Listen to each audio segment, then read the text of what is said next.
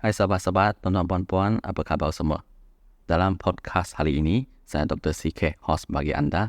Kita akan kongsi satu komen yang baru-baru kita terima. Ini juga satu soalan yang banyak sahabat-sahabat tertanya-tanya, iaitu kenapa baja tak berkesan. Jadi, mungkin ramai yang juga mengalami situasi begini, di mana mereka telah menggunakan pelbagai jenis baja, tetapi tidak nampak kesan yang diinginkan. Ini kadang-kadang ada perkara yang biasa dalam dunia berkebun dan juga ada beberapa sebab kenapa baja tak kira. Mereka guna baja organik, baja kimia, baja tabur, baja sembur, apa-apa jenis baja. Di mana mereka juga kongsi komen di mana baja yang mereka gunakan itu tidak menunjukkan hasil yang cepat. Jadi ataupun tidak menunjukkan hasil yang memuaskan. Baik, jadi mari kita tengok apakah faktor-faktor yang mungkin mempengaruhi keberkesanan baja-baja. Pertama sekali ialah keadaan tanah ataupun kondisi tanah. Jadi sebelum kita gunakan baja, sangat penting kita nak tahu profil tanah itu. Sama ada itu adalah jenis tanah berpasir, tanah gambut, tanah mineral, ataupun tanah yang di mana pH dia terlalu berasid, beralkali, ataupun tanah yang tak cukup bahan organik. Jadi semua faktor ini akan menghalang penyerapan nutrien dari baja. Jadi kita kena pastikan tanah itu sehat. Contoh kata kita boleh bekalkan dia dengan kompos baja organik, bahan organik untuk memperbaiki struktur dia dulu supaya penyerapan baja kemudian akan lagi berkesan.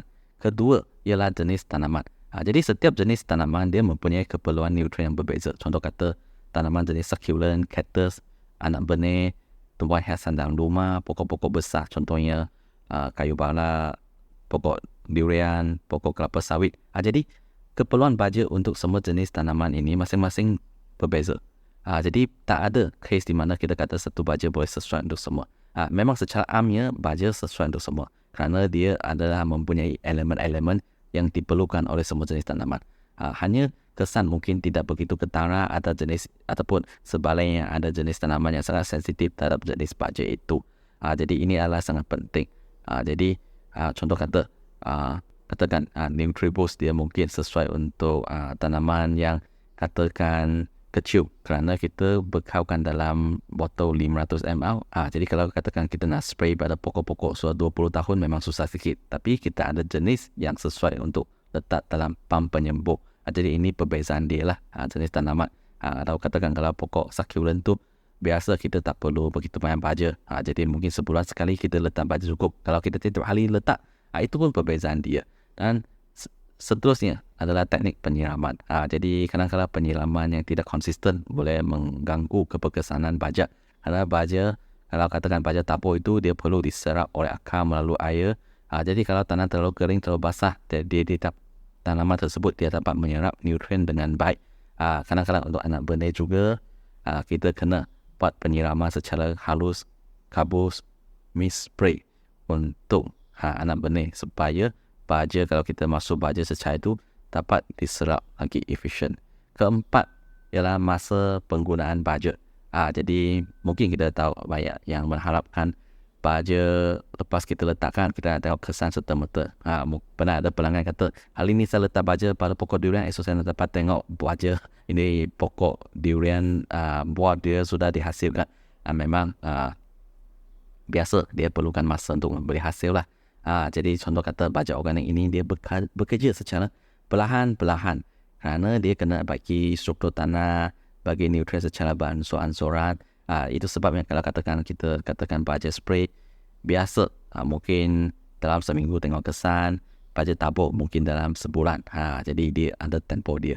Dan seterusnya kita juga kena pastikan penggunaan baja yang betul. Contoh kata kalau dia tegak peringkat berbunga, maka kita kena gunakan baja yang di mana nutrien itu adalah lebih kepada unsur potasium, fosforus, kalau katakan untuk tumbuh besaran, mungkin nitrogen. Jadi kita kena tengok baja yang betul dan juga sama ada kita nak guna baja jenis tabur, baja jenis sembur atau kita nak guna baja organik, baja kimia. Semua kita kena pastikan dan juga kita kena guna kadar yang sesuai. Katakan pokok kecil mungkin 1 gram, 5 gram cukup. Kalau katakan kita letak sekilo, mungkin tak sesuai kerana dia terlalu panas bagi tanaman itu. Jadi ini sangat penting. Dengan Agropinta kita bukan sahaja jual produk, kita juga tawarkan khidmat nasihat. Jadi setiap pelanggan Agropinta juga dapat khidmat nasihat. Contoh kata tak pasti macam mana nak guna produk kita, jangan risau, hantar gambar kepada laman social media kami. Jadi pakar-pakar kita, tim-tim kita akan pantau kongsi cara macam mana guna baja keluaran Agropinta dengan lagi optimum. Kalau katakan kita tak ada baja tersebut, contoh kata dia perlukan baja kimia semua itu kan, kita pun akan bagi tahu apa yang sesuai dan sahabat-sahabat boleh pergi cari produk itu. Jadi secara kesimpulannya, untuk mendapatkan hasil yang terbaik, ini adalah sangat penting untuk memahami bahawa penggunaan baja ini dia memerlukan kesabaran dan juga kita kena faham apa keperluan tanaman itu. Kita pun kena tahu profil baja itu, sama ada dia jenis baja yang telah melalui ujian makmau, kita tahu apa kualiti itu.